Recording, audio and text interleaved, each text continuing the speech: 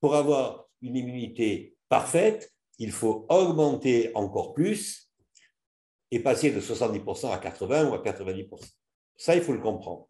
Il faut comprendre aussi, je l'ai dit tout à l'heure et je vais un peu vite, que quand on parle d'immunité collective, on ne l'atteindra pas parce que même quand on est vacciné, on peut. C'est un peu des bêtises. Je l'ai dit, l'immunité collective, ce n'est pas en tout ou rien. Quand on est à 80%, si l'immunité collective idéale est 90%, ça ne veut pas dire que le virus continue comme si de rien n'était. Quand on est à 80%, ça veut dire que le virus, il est vachement emmerdé et qu'il va être déjà de moins en moins contagieux et commencer à diminuer et à diminuer beaucoup. Donc, il ne faut pas imaginer l'immunité collective en tout ou rien et écouter les gens qui disent souvent des bêtises en ce moment. L'immunité collective, on ne l'atteindra jamais. Attention, catastrophe. Non. Et d'ailleurs, aujourd'hui, en ce moment, il y a une immunité qui augmente beaucoup grâce à la vaccination. Elle n'est pas au niveau idéal où on aurait une éradication, mais elle est tellement forte que la contagion diminue, et que j'ai fait le pari, et je le maintiens, que d'ici octobre, on aura une présence du virus qui sera quasiment insignifiante, des cas, quelques cas sporadiques, ça ne sera plus une grande situation dramatique d'épidémie, en tout cas en France, et on pourra revivre normalement. Donc, cette immunité collective, il faut bien l'avoir compris. Dernier point, et s'il y a des questions, j'y répondrai avec plaisir, la notion de vaccination. Qu'est-ce que c'est? Qu'est-ce qui a fait peur à certains? C'est qu'on leur a parlé comme si on s'adressait à des scientifiques de virus ARN fait en 1 an ou 2 ans, alors que généralement, pour mettre un vaccin pour vendre un vaccin, pour le finir, il faut plusieurs années. Qu'est-ce qu'il faut comprendre? Parce que les gens disent, on le fait trop vite, donc c'est expérimental, on n'a pas de recul, c'est des conneries.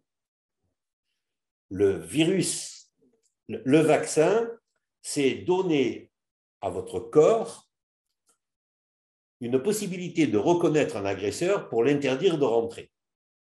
Donc, soit cet agresseur est venu, vous êtes infecté, et vous ne mourrez pas, et maintenant vous vous rappellerez de cet adversaire, et lorsqu'il arrivera, vous lui fermerez la porte. Soit vous n'êtes pas infecté, mais on vous donne un virus par un vaccin qui est atténué, c'est-à-dire qui n'a plus de nocivité. C'est comme si on lui avait enlevé ses armes. Mais dans la mesure où vous l'avez, même si on lui a enlevé ses armes et qu'il ne vous fait rien, ça vous permet de le reconnaître et d'empêcher la nouvelle venue d'un nouveau virus.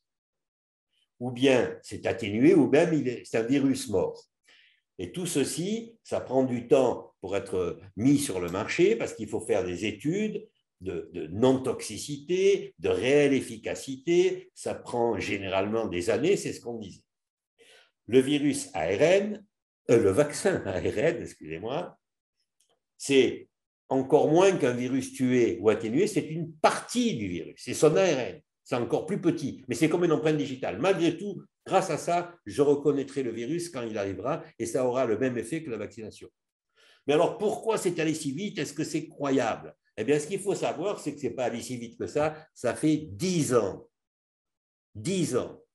que les chercheurs travaillent comme des fous sur les vaccins ARN. Ce n'est pas sorti en 5 minutes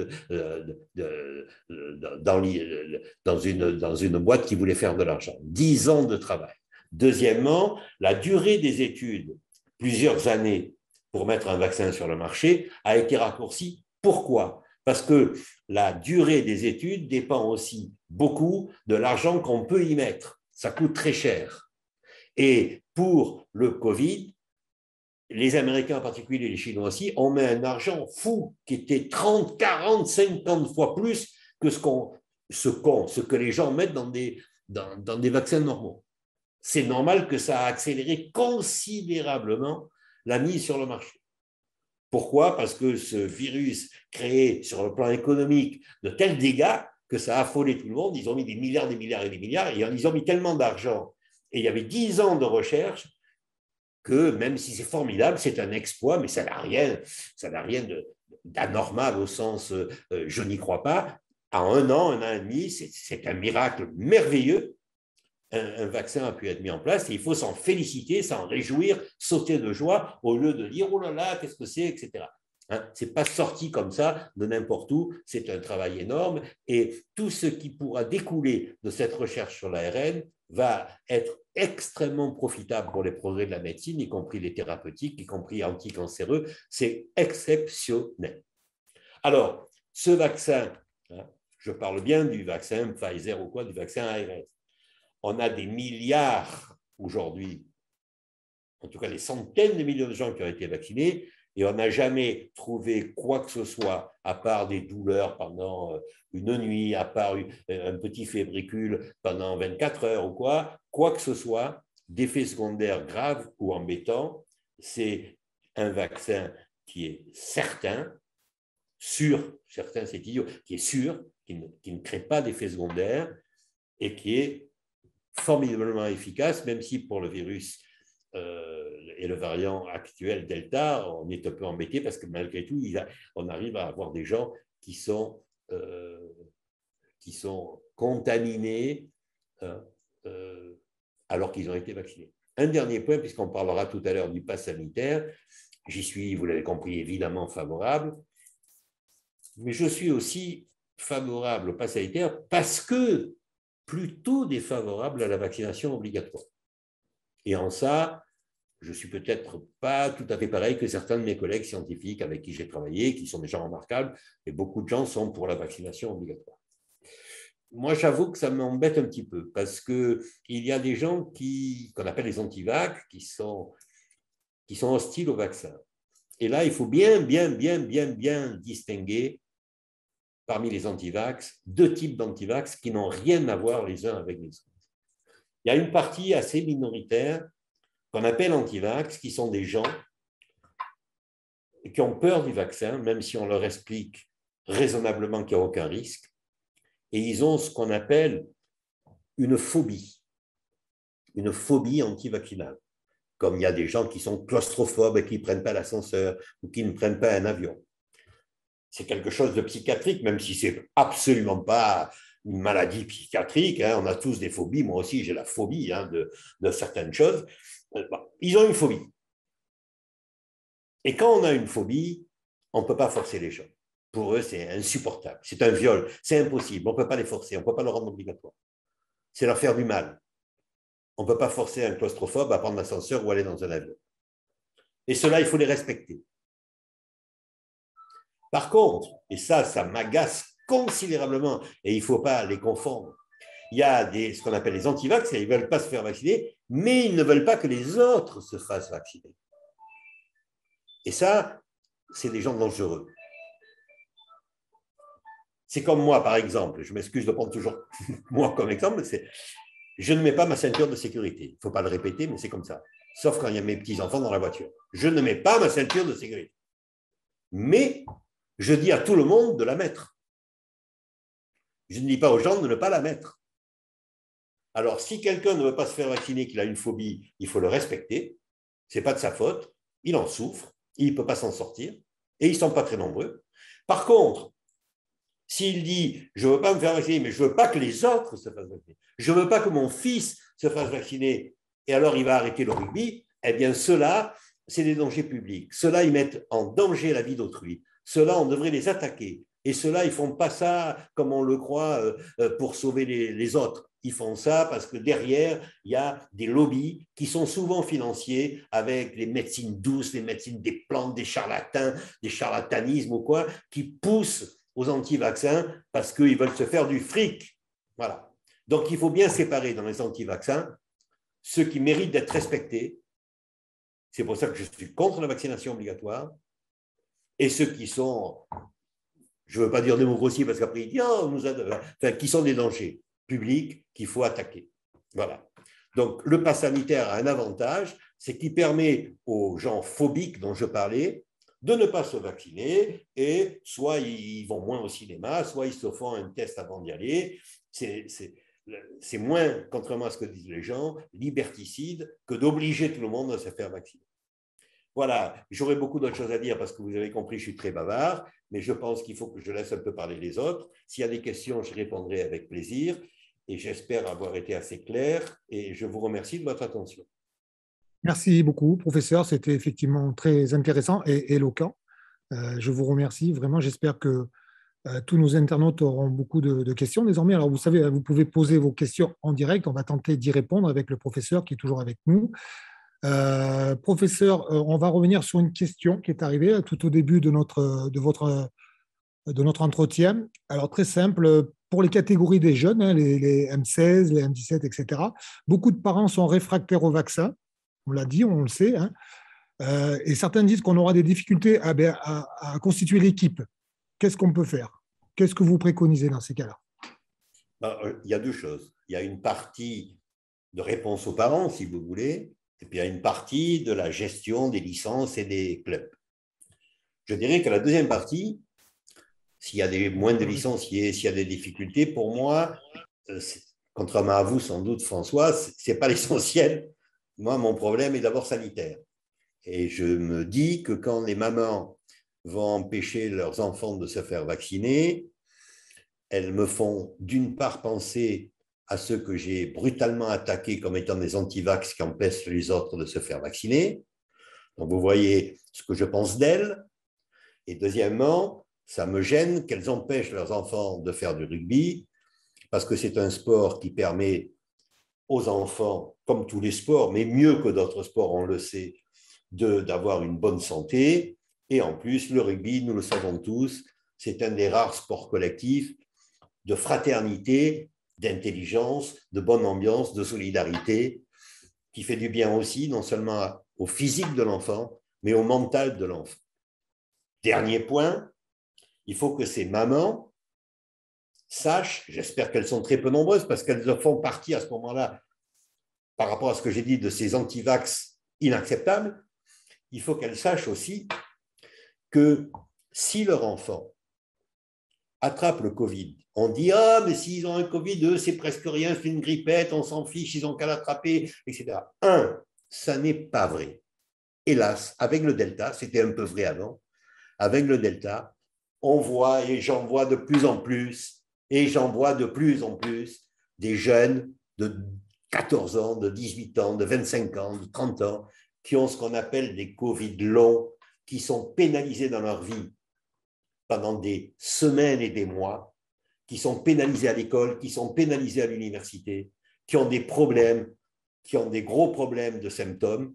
Et donc, dire « je ne veux pas que mon enfant soit vacciné, je préférerais qu'il ait un risque majeur », parce que maintenant, les jeunes pas vaccinés ensemble, c'est un risque majeur de s'infecter, et qu'il puisse avoir un Covid long, hein, même s'il ne va pas aller en réanimation ou quoi, c'est une énorme bêtise. Le vaccin, c'est rien. Quand on dit « je veux éviter qu'il soit vacciné », c'est complètement fou. C'est comme si je veux éviter de lui donner un bonbon. On en arrive bientôt à faire passer le vaccin, je ne sais pas comment on a fait de la communication en France, comme si c'était une punition et que si on pouvait l'éviter, ça serait formidable. Mais c'est une chance inouïe de pouvoir se vacciner, y compris chez les jeunes, pour pas qu'ils aient de Covid long, pour qu'ils puissent avoir une vie sociale normale et surtout une vie sportive normale. Donc voilà ce que je leur dis.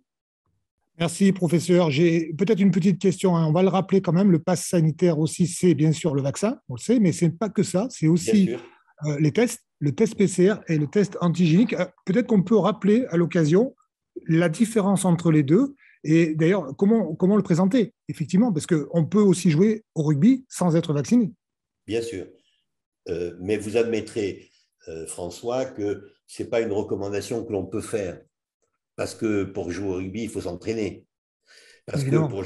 d'accord. Et donc, si on doit faire un test en se faisant gratter le nez et bientôt qui sera payant, RT-PCR ou même antigénique tous les 3 à 4 jours, ils vont avoir des nez qui vont éclater et c'est insupportable et très cher et très ridicule. Et très ridicule après ce que j'ai dit sur le vaccin.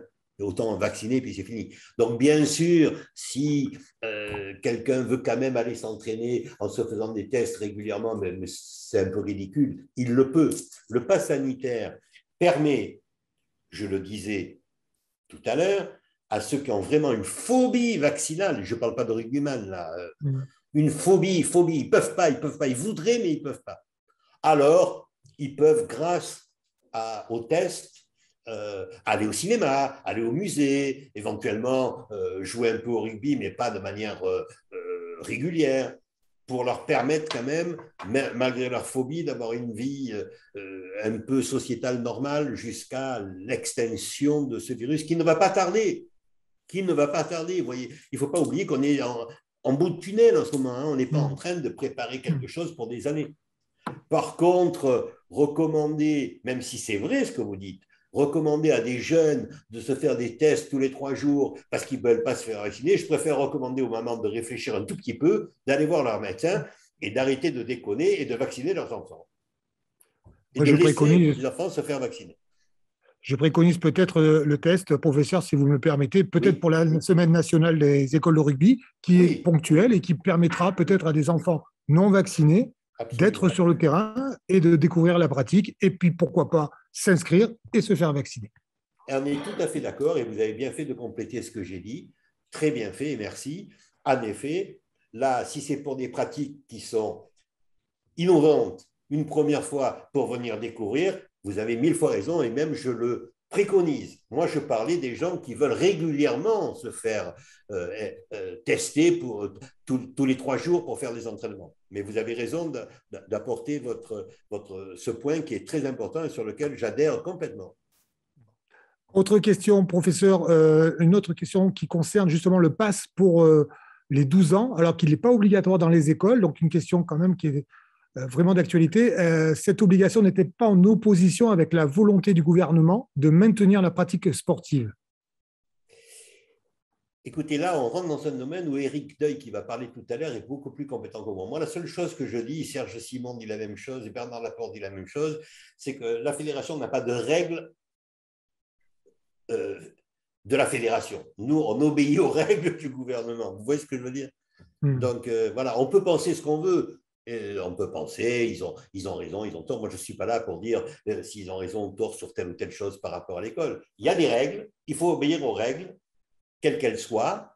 Quelquefois, elles exagèrent un peu. Hein. Vous savez, quand on vous dit de conduire à 80 à l'heure sur une départementale énorme où on pourrait aller à 90, vous vous dites que c'est une règle qui est ici accessible. Je ne souhaite pas commenter des règles et je ne suis pas d'ailleurs compétent là-dessus. Éric Deuil va parler, je crois, après moi et il faudra lui reposer la question. Il est super compétent là-dessus. Très bien. Ben, écoutez, professeur, un grand merci pour votre intervention. Je sais qu'on doit vous libérer à présent parce que vous avez d'autres obligations. Un très grand merci pour toutes ces explications très claires et puis je crois qu'on peut dire très convaincantes. Un grand merci, professeur. J'espère. Merci. Et bon rugby à tout le monde. C'est très gentil. Il n'y a rien de mieux que le rugby, je peux vous le dire. Parfait. Un grand merci. Au revoir. Très bien. Allez, deuxième partie de notre webinaire. L'heure tourne. On va passer maintenant avec notre spécialiste, le directeur de la sécurité et de la sûreté de la Fédération française de rugby, Éric Ledeuil, qui va nous reparler du protocole sanitaire et de la manière dont on peut le mettre en place. Éric, c'est à vous. Bonsoir à toutes et à tous.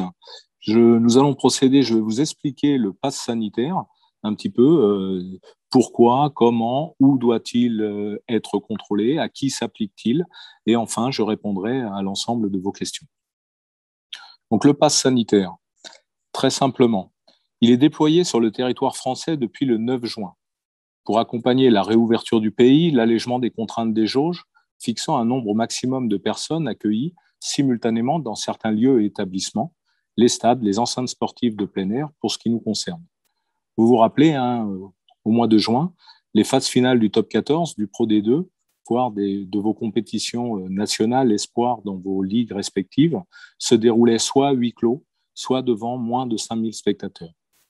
Le pass sanitaire va nous permettre de pouvoir accueillir à la fois le bon déroulement de nos manifestations, de nos compétitions, mais également d'accueillir du public sans limitation, de permettre à ces personnes d'aller au clubhouse, de se retrouver à la buvette, d'échanger, d'être dans les vestiaires, sans aucune interdiction. Son utilisation est une condition pour lutter contre la nouvelle vague épidémique observée depuis plusieurs semaines, tout en permettant la poursuite de toutes nos activités. Le pass sanitaire préserve ainsi un retour à la vie normale et au plaisir du quotidien, en minimisant les risques de circulation du virus. Le pass sanitaire, pourquoi? Je le répète, j'insiste sur ce point, il permet de pérenniser la réouverture de nos stades et de nos enceintes sportives, de sécuriser, de simplifier les contrôles d'accès. On verra par la suite comment contrôler, qui contrôler, et de garantir la confidentialité des données de santé. Un point aussi que nous évoquerons ensemble. Je sais que beaucoup de clubs nous interrogent sur la possibilité, l'opportunité de tenir à jour des listes des personnes ayant un pass sanitaire valide. Je rebondis sur les propos du professeur Salomon. Le pass sanitaire n'est pas une mesure fédérale imposée par la FFR et par notre président, M. Bernard Laporte, à ses licenciés, à ses joueurs, ses joueuses, ses éducateurs, ses bénévoles. C'est simplement l'application des mesures gouvernementales promulguées dans une loi et reprises dans un décret. La mise en œuvre du pass sanitaire est en vigueur jusqu'au 15 novembre. La loi qui a été votée le 5 août dernier retranscrit cette mesure. Et si le gouvernement souhaitait prolonger cette mesure au-delà de cette date, une nouvelle loi devrait être votée par le Parlement. Responsabilité. Qui a la charge de procéder au contrôle? Les exploitants d'établissements et organisateurs d'événements soumis au pass sanitaire, ce qui est notre cas dans le cadre des manifestations sportives qui sont lieu dans les établissements recevant du public de type PA, les établissements de plein air, les stades, les plaines de jeux, sont responsables de ces contrôles.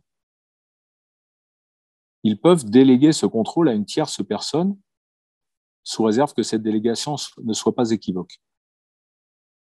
Vous pouvez rencontrer dans vos clubs respectifs une volonté soit de vos municipalités, la plupart de nos enceintes sportives appartiennent aux municipalités, soit la municipalité souhaite effectuer le contrôle, soit elle vous demande à vous qui avez une délégation, une autorisation d'utilisation de l'enceinte sportive, que ce soit pour des entraînements ou pour des compétitions, de la réaliser. Un autre point sur lequel je me permets d'insister, la vérification de l'identité du porteur du pass sanitaire n'incombe pas aux personnes en charge de ce contrôle. Ce n'est pas au président de club, relayé par son éducateur, son licencié, son bénévole, qui va scanner le QR code du pass sanitaire. Il ne doit pas vérifier. Il ne doit pas vérifier l'identité. Seules les forces de police, gendarmerie ou autres, habilitées, peuvent venir dans l'enceinte contrôler si le pass sanitaire qui vous a été présenté appartient bien à la personne. Voilà. De ce point-là, c'est très clair. Pour favoriser effectivement ces contrôles, pour la bonne compréhension de tous, pour fluidifier les accès de vos publics lors de vos rencontres, il est important également d'informer l'obligation de présenter un pass sanitaire. Quelle que soit la jauge de votre établissement. Il y a un petit doute quelquefois chez certaines personnes avec les jauges qui étaient appliquées courant juin, de se dire jusqu'à quelle capacité de l'enceinte. Si j'accueille 300 personnes, 2000 ou 5000, est-ce que je dois? Vous devez procéder au contrôle dès la première personne qui rentre. Première personne, que ce soit un acteur de jeu, un joueur, un officiel de match, que ce soit un éducateur, que ce soit un prestataire ou, bien évidemment, une personne appartenant au public. Le pass sanitaire. Il faut bien se rappeler, comme nous l'a expliqué le professeur Salomon, le pass sanitaire, ce n'est pas seulement la vaccination. Le pass sanitaire, il consiste en la présentation numérique via l'application Tous Anti-Covid sur vos smartphones, sur une tablette ou sur un papier que vous aurez imprimé d'une preuve sanitaire parmi les trois suivantes. La vaccination, à la condition que les personnes qui disposent d'un schéma vaccinal complet, c'est-à-dire les 2 doses plus 7 jours. Il faut avoir 2 doses plus 7 jours. Ou la preuve d'un test négatif de moins de 72 heures, les tests RT-PCR, les tests antigéniques et désormais les autotests sous la supervision de professionnels de santé. Je sais que vous avez déjà posé des questions concernant ces autotests, car quelquefois, au sein de vos éducateurs, voire de vos parents, certains se proposent, médecins, infirmiers, de procéder à ces tests. Attention, la lecture de ces tests doit se faire à l'aide du QR code. Donc oui, je réponds déjà par avance à votre question, oui, vous pouvez procéder à des autotests au sein de votre club, mais il faut que la personne puisse délivrer un QR code, ce qui n'est pas toujours le cas. Attention aussi au délai. Tout à l'heure, on évoquait les avantages de la vaccination, tant pour la partie santé, notre santé qui nous est chère à tous, mais également pour des questions pratiques. Les tests RT-PCR ou antigéniques ont une validité de 72 heures, 48 heures pour nos amis ultramarins au vu du confinement ou des couvre-feux qui sont actuellement dans leur département. Ce qui veut dire, là aussi je devance vos questions, que pour aller à l'entraînement ou au plateau, puis au match le week-end, vous allez devoir réaliser 1, 2, voire 3 tests, ce que nous comprenons tous très bien et difficilement applicable et vous créera beaucoup de contraintes. Donc, une raison supplémentaire, effectivement, d'aller vers la vaccination. Je rappelle aussi que le gouvernement, par l'intermédiaire de M. Castex, notre Premier ministre, a dit que les tests RT-PCR antigéniques ne seraient plus remboursés à compter du 15 octobre, sauf, bien sûr, sur prescription médicale, ce qui va encore complexifier effectivement cette pratique. La troisième preuve sanitaire que vous pouvez avoir pour les personnes qui ont été atteintes du Covid, c'est le résultat d'un test RT-PCR ou antigénique positif attestant du rétablissement de la Covid-19 datant de moins de 11 jours et de moins de 6 mois. Donc, je reprends synthétiquement, soit vous êtes vacciné avec un schéma vaccinal complet, soit vous avez effectué un test RT-PCR antigénique ou autotest de moins de 72 heures qui s'avère négatif, soit vous avez été atteint du Covid et vous avez un test RT-PCR ou antigénique positif datant de moins de 11 jours et de moins de 6 mois.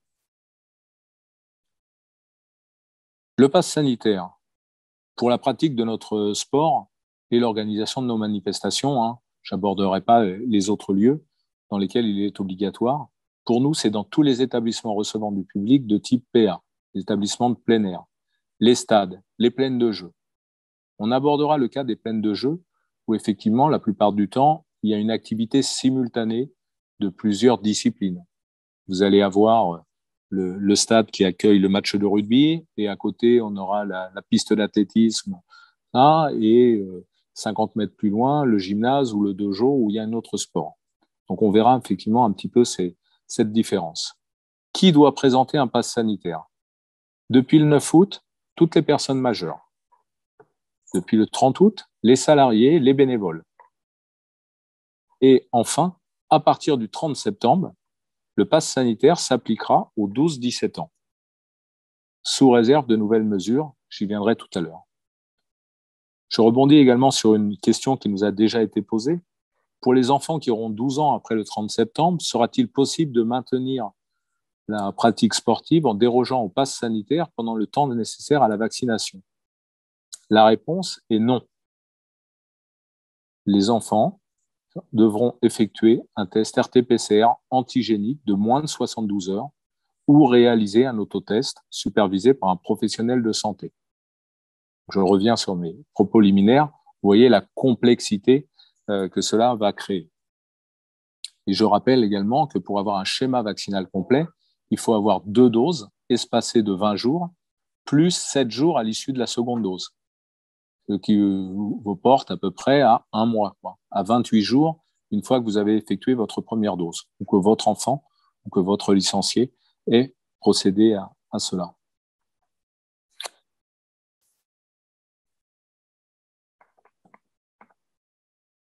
Le contrôle du pass sanitaire. Qui contrôle? Je l'ai dit tout à l'heure, le responsable de l'équipement, l'organisateur, En gros, pour nous, les clubs, c'est le président du club qui va déléguer un de ses membres de son association. Ce contrôle, il est systématique, au premier entrant de toutes les personnes accueillies. Comment doit-on procéder? En scannant le QR code présent sur le document, numérique ou papier, avec les applications Tous Anti-Covid Vérif, que vous pouvez télécharger gratuitement sur votre téléphone ou sur une tablette. Important, au sein de vos clubs, vous devez tenir un registre permettant d'identifier le nom de la personne en charge du contrôle de ces passes sanitaires, ainsi que les horaires de ces contrôles et la date où la personne a procédé à ce contrôle. On ne recense bien évidemment pas les personnes que l'on a contrôlées. On demande simplement, c'était M. Éric Ledeuil qui était au stade X le lundi 6 septembre de 18h à 19h. Un autre point qui nous est souvent posé, le port du masque. Le port du masque n'est non obligatoire pour les personnes ayant accédé aux établissements sportifs au moyen du pass sanitaire. Autre avantage, nous le disions, nous avons des jauges pleines, nous pouvons déjà pratiquer notre sport, nous retrouver, accueillir du public sans limitation de jauge, aller au clubhouse à la fin de nos rencontres, de nos plateaux, de nos entraînements, aller à la buvette, passer un moment de convivialité tous ensemble. Par contre, et le professeur Salomon ne démentira pas, son utilisation reste une barrière efficace conseillée dans le cas où votre ligue est située dans un département ou dans une région où le taux d'incidence est important. Enfin, il peut être imposé par un arrêté préfectoral ou par décision de l'exploitant, la municipalité par exemple, ou le président du club, en fonction de la situation sanitaire locale.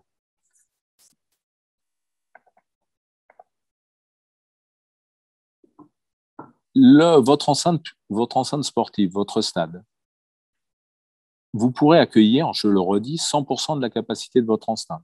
Il faudra continuer à informer les gens sur l'éventuel port du masque, s'ils le souhaitent, du gel hydroalcoolique, de l'affichage, rappelant les gestes barrières.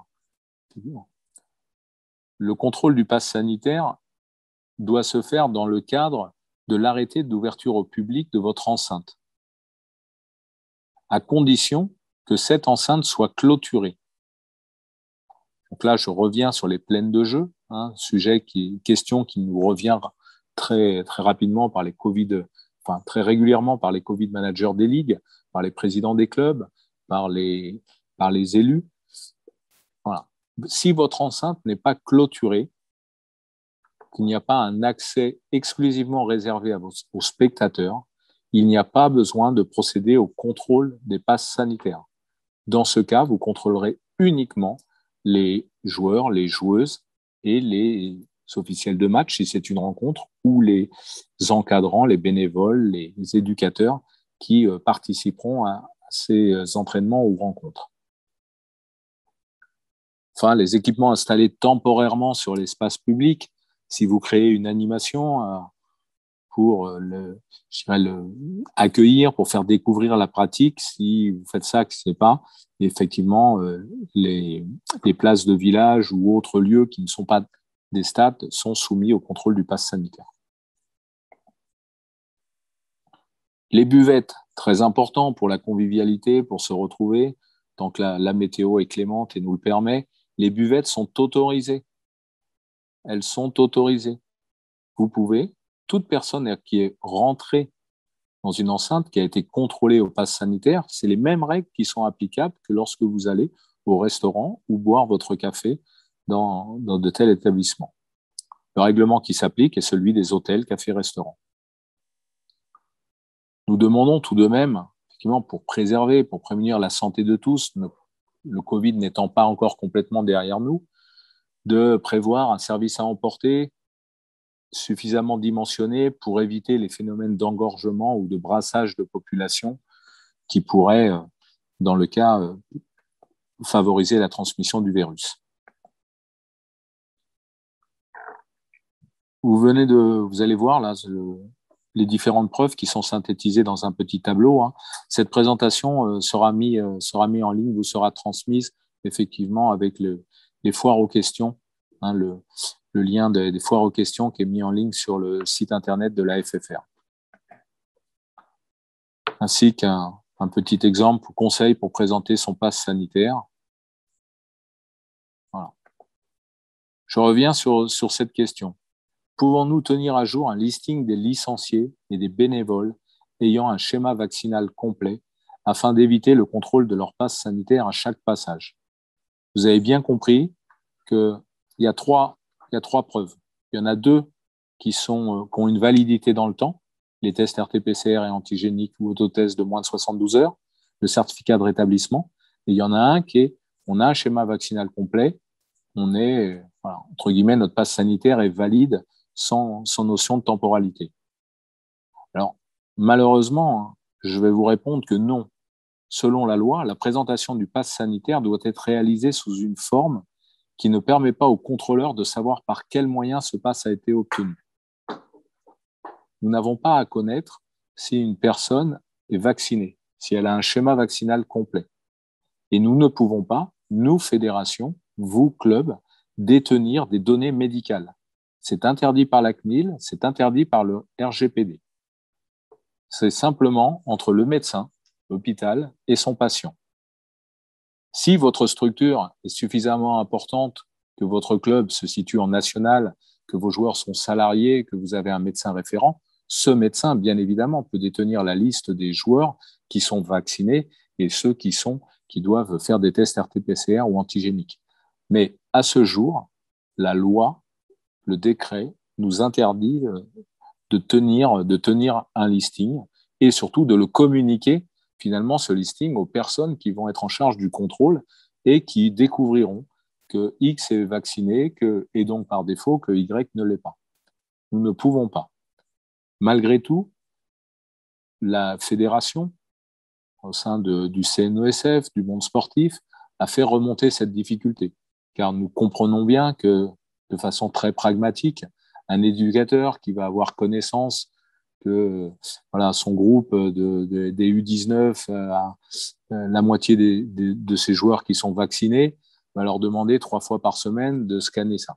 Donc, une réflexion est en cours au sein du ministère des Sports et du ministère de la Santé pour trouver une solution qui garantira l'anonymat, mais qui permettra de fluidifier ce contrôle et de les rendre, je dirais, acceptables et compréhensibles par tous. Je vous remets quelques liens utiles. Donc, vous avez le lien du gouvernement qui rappelle un petit peu toutes les mesures sur le pass sanitaire qui concernent certes nos pratiques, mais également votre vie professionnelle, familiale, associative au quotidien, ainsi que vos déplacements. Nous n'évoquons pas effectivement dans ce webinaire le déplacement de vos équipes, que ce soit sur le territoire national ou à l'étranger, mais il y a également des modalités d'utilisation du pass sanitaire qui sont précisées. Vous avez aussi le tableau des déclinaisons des mesures sanitaires pour le sport à partir du 9 août, qui ont été édictées par le ministère chargé des Sports. Et ensuite, vous avez la mise en application du pass sanitaire à la FFR, où vous avez une foire aux questions et des affiches explicatives que vous pouvez communiquer à vos licenciés, à votre public, pour favoriser l'accueil de nos pratiquants et de notre public très nombreux qui a déjà regagné les stades dès ce week-end. J'en ai fini avec cette présentation et je vais procéder en tout cas, tenter de répondre à vos questions. Parfait. Merci beaucoup, Eric. C'était très complet. La présentation, je pense, a déjà répondu à pas mal de questions. Néanmoins, on va faire une petite question-réponse supplémentaire parce qu'il y a quand même quelques petites interrogations ici et là. Alors, on va essayer quand même de faire un petit peu le tri des questions très simples, Eric, sur lesquelles je pense qu'on aura rapidement des éclaircies. Voyons, dans une zone rurale, où le téléphone passe mal et qu'on ne capte pas très bien le signal, comment on fait pour contrôler les passes? Alors, c'est une excellente question, très pragmatique, et je profite pour pour vous dire que nous, on nourrit nos réflexions et nos échanges avec le ministère des Sports par rapport aux situations que vous rencontrez. Hein, c'est très important, il n'y a jamais de questions bêtes. Voilà. Donc, dans ce cas, il faut inviter les gens à imprimer leur passe sanitaire afin que vous puissiez le lire, entre guillemets. Alors, si, que ce soit vos tablettes, vos douchettes, il n'y a pas de réseau au niveau de votre stade, la lecture simple du document papier sans le scanner est suffisant. Eric, que dit-on de... Eric, pardon. Merci. Que dit-on d'une personne qui a un autotest et personne pour le valider en proximité et tout dans la même vanne, si j'ose dire. Est-ce une personne qui a un schéma de vaccination incomplet, donc entre deux doses, qu'est-ce qu'on dit, qu'est-ce qu'on fait pour ces personnes-là? Alors, je vais répondre tout de suite. Le schéma vaccinal complet, c'est 2 doses plus 7 jours. Si c'est incomplet, si vous êtes entre le premier et la deuxième dose, ou si vous venez d'avoir votre deuxième dose mais que vous n'avez pas 7 jours, vous devez procéder à un test RT-PCR antigénique ou autotest durant ce laps de temps. Concernant les autotests, ils peuvent être réalisés sous la supervision d'un professionnel de santé.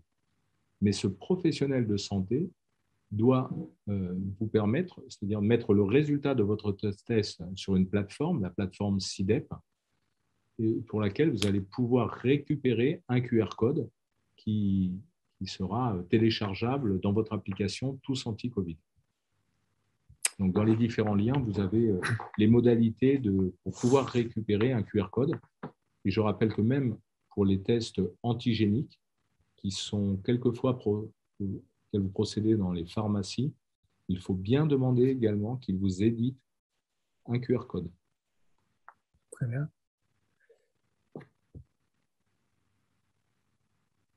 Allez, autre question, Eric. Soyons optimistes d'ici le 15 novembre avec une prévision épidémiologique bien meilleure. Si le pass est levé, qu'en est-il pour les clubs et que doit-on faire dans ce cas-là? Alors, nous espérons tous que la situation sanitaire s'améliore dans les mois à venir et que la vaccination et que l'immunité collective. Donc, à ce jour, c'est simple. Jusqu'au 15 novembre, on procède au contrôle du pass sanitaire. À l'issue, il n'y aura plus de contrôle. Durant cette période et ce laps de temps, on aura peut-être également de nouvelles mesures gouvernementales qui assoupliront ou durciront. Allez, dernière question, voire même 2 dernières questions, puisqu'elles sont à peu près liées.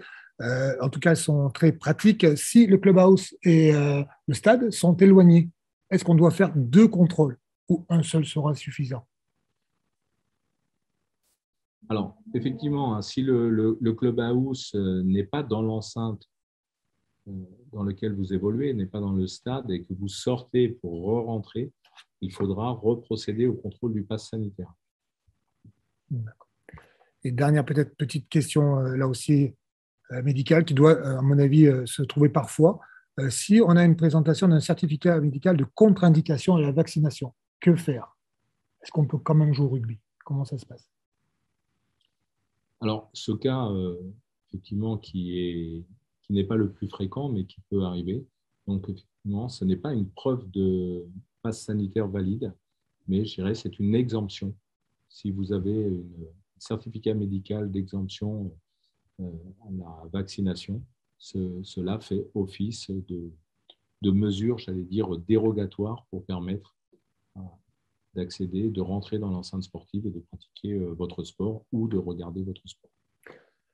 Parfait. Merci Eric pour toutes ces informations, toutes ces questions. Alors beaucoup, vous étiez très nombreux à nous avoir posé des questions. Je pense qu'on y reviendra et on aura l'occasion de faire des réponses encore plus précises. Le webinaire donc, se termine.